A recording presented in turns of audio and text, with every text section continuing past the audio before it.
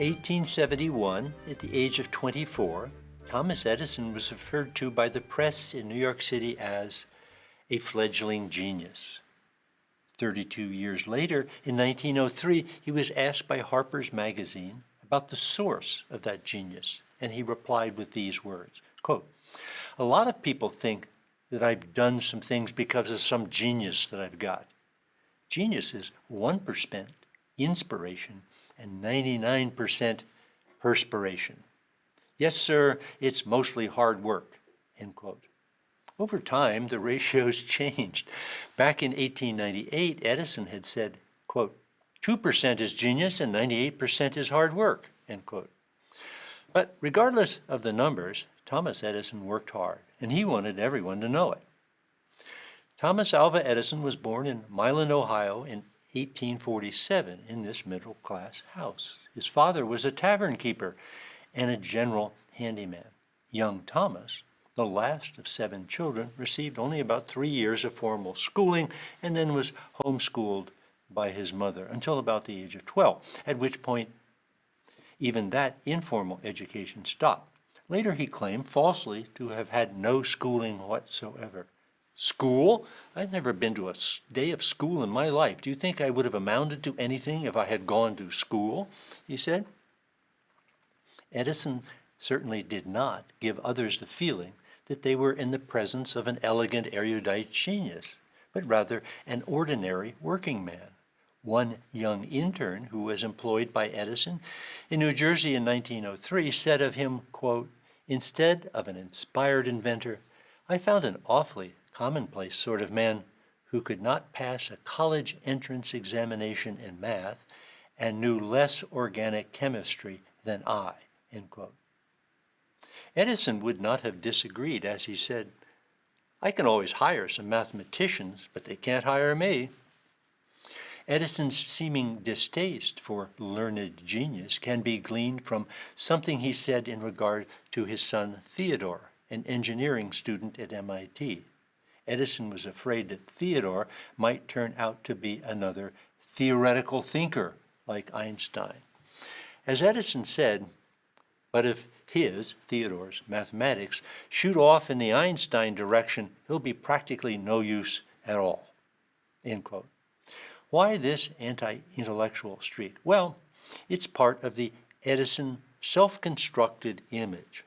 Yes, Thomas Edison worked hard and surely perspired a great deal, but Edison also worked hard at cultivating a public image for himself. The image that he wanted to create was that of a person with core American values, the image, belief, maybe myth of the self-made man, a person who works hard, works independently, doesn't care what others think, and at the same time is humble, plain dressing, and plain speaking, and plain spitting. Yes, Edison had a habit of spitting tobacco on the floor, not exactly what we would usually expect our geniuses to do. Edison wanted to create the image of an honest, unaffected, untutored genius, an Horatio Alger story, newspaper boy to self-taught genius. Maybe Edison was a genius of public relations. But let's look at this public image of Edison more carefully. Edison did, in fact, go to school for a while and did care what others thought of him. Sometimes he would place or seed articles favorable to him in New York newspapers and then indirectly pay the reporter for them by means of a later covert gift of stock. As to Edison's anti-intellectual outbursts, actually, Edison was very well read in the sciences, another autodidact, and acquired a large personal library, which still is visible today, still exists today, and you can go there in his West Orange, New Jersey office library, today part of Edison National Park. But the story about Edison's persistent hard work, although sometimes exaggerated, is essentially true. He averaged 18-hour workdays, day after day, and sleeping in his lab or his office was not uncommon.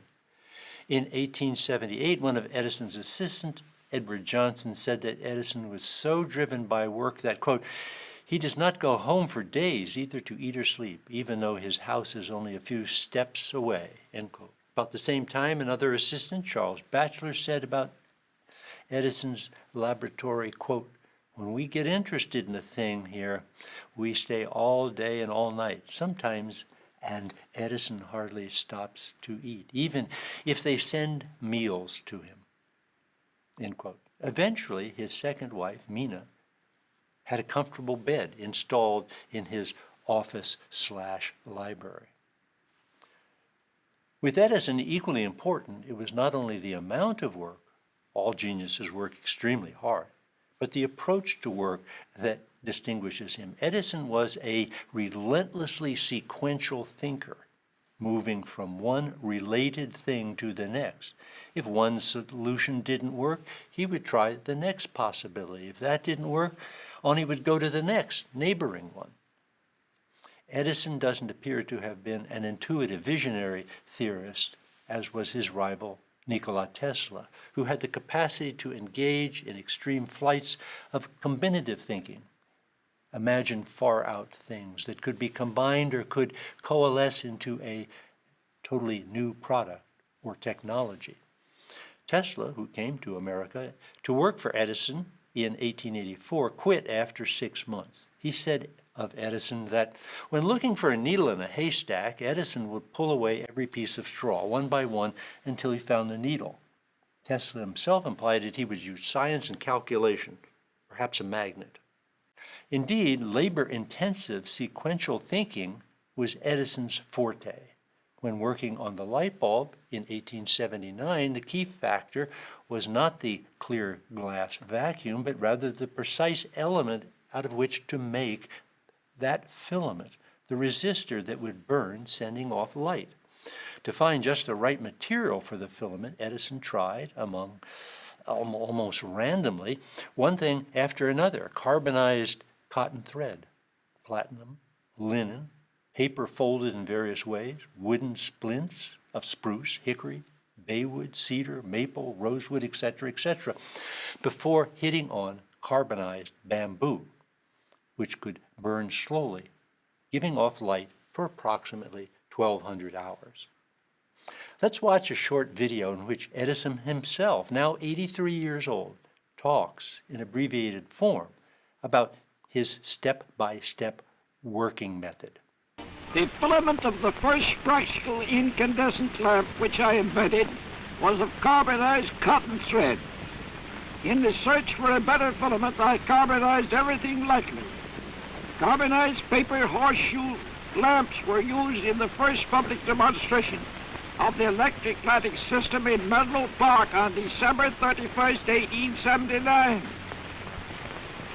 This is a replica of one of the first cotton thread lamps. Earlier in 1876, when Edison was working to create a better telephone transmitter, the invention that made the telephone a useful, commercially viable product, the list of materials he tried included glass, mica, hard rubber, aluminum foil, parchment pitch, leather, chamois, cloth, silk, gelatin, ivory, birch bark, rawhide, pig splatter, fish guts, and a $5 bill.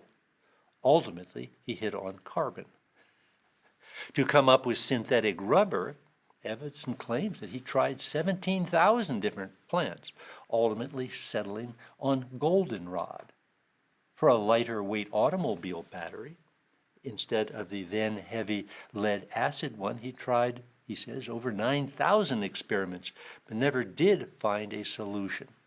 When asked by a reporter, wasn't it a shame that he'd gotten no results, Edison quickly retorted, "Why, man, I've gotten lots of results. I know several thousand things that just won't work." Edison seemed to wear failure as a badge of courage.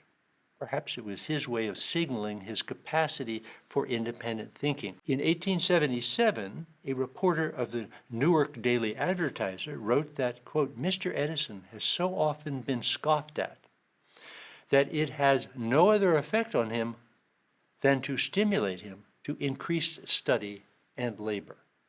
Again, and labor. Once, when Edison was asked about retirement, he responded, quote, "I never intend to retire. Work made the earth a paradise for me," end quote. Ultimately, what did Thomas Edison get right? What did he discover? And where did he fail? Things he got right: the phonograph, the electric light bulb, a speaker receiver for the telephone, the teletypewriter, the motion picture, although others were involved in that as well, and the electric car. Yes, it was Edison, not Tesla, who was a proponent of the electric automobile. Edison just couldn't figure out what Elon Musk and team was able to do a century later: how to make a small, lightweight, but powerful rechargeable battery. Here Edison stands in front of an early electric car with the huge lead-acid batteries there in front. What did Thomas Edison get wrong, or at least not quite right? A lot of things. The phonograph. He thought it should be used as a recording dictation machine for businesses, not for entertainment, and especially not for popular music. Motion pictures, again, they're not for entertainment, but they're to be used as instructional videos. Commercial air travel. Quote, "There's no money in sky engines," he said. The radio, a fad, he called it. And the television. He said, "It's a stunt." Mining iron ore in northern New Jersey. Edison wasted millions of dollars in 10 years of his creative life in search of a means of finding and processing high-grade iron ore in northern New Jersey. Yes, you heard that correctly, not Minnesota or Wyoming, but mining ore in northern New Jersey. Obviously, genius Edison did not hit a home run every time up to the plate. But Edison's biggest failure was his stubborn support of direct electrical current as a necessary companion of the light bulb. Without a reliable, inexpensive stream of electricity coming into the home, Edison's potentially lucrative light bulb had no commercial value. Similarly, with the phonograph, it would be nice if you could plug it in somewhere. Remember this slide? Here we see the large battery. But because there were no wall outlets, no electricity was coming into the house. Before this, every device had to have its own source of power. Edison had the bulb for everyone, but no way of getting electricity to those light bulbs, which brings us to the War of the Currents, and again to Nikola Tesla. To simplify greatly by means of a chart, around 1880, there were two different systems. They were competing to electrify North America and eventually the world: Edison's direct current and Tesla's alternating current. What's the difference between the two technologies? Well, you can see this on the screen, but the important point is that direct current can only be sent short distances, at the most a mile, without losing significant power. Tesla's alternating current can be sent over long distances and at higher voltages, and then can be stepped down by transformers to enter the local home. We still do that today for long distances. AC is much more efficient and thus less expensive. Why then didn't Edison use Tesla's AC system? Because Edison had a lot of money already tied up in direct current. And he was cabling under the city of New York so as to enter and wire the homes of lower Manhattan. Here we see Edison's workers laying down electrical cable beneath New York City. But Edison's labor was all for naught.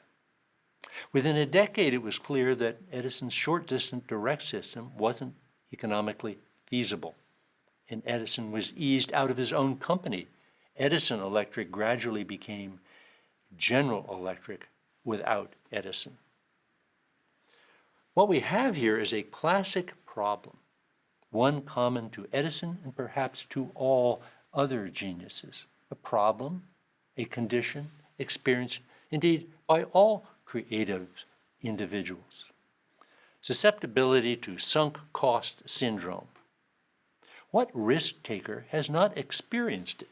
Is my project, my invention, my Broadway musical, my novel, my startup, my book my Yale Coursera course online on genius, are they really going to succeed? The harder one works, the more persistent one is, the more time and money invested, the more difficult it is to acknowledge to yourself, hey, it's possible this isn't going to work. Money, time, reputation, ego, all are on the line, and all contribute to sunk cost syndrome. We say that self-confidence is important to genius, but at what point does great confidence and persistence become a liability?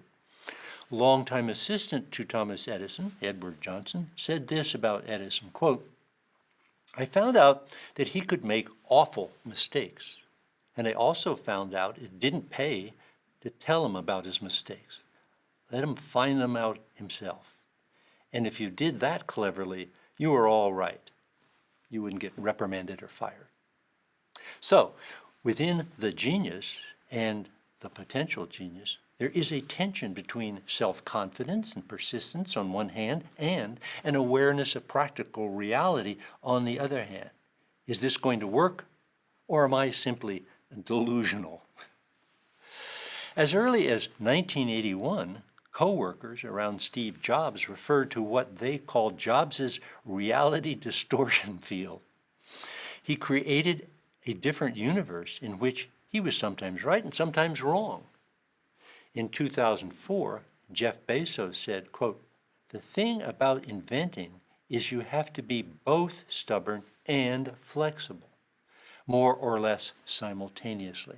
Of course, the hard part is figuring out when to be which, end quote. Indeed, that's the hard part, knowing when and if to pull the plug. Edison, Jobs, Bezos. At one time or another, each fell victim to sunk cost syndrome. So why were they still able to change the world? Because during the time that they were going down an unsuccessful rabbit hole or a hedgehog hole and deeply into sunk cost, they were also pursuing other innovations as well. In the process of running an ultimately failed mining operation, Edison learned about Portland cement and the lucrative business of all concrete houses. Excessive persistence and self-confidence, sunk cost syndrome, can be mitigated, can be hedged by exploring many fields at once, which, as we have seen, is our recommended foxy polymathic approach.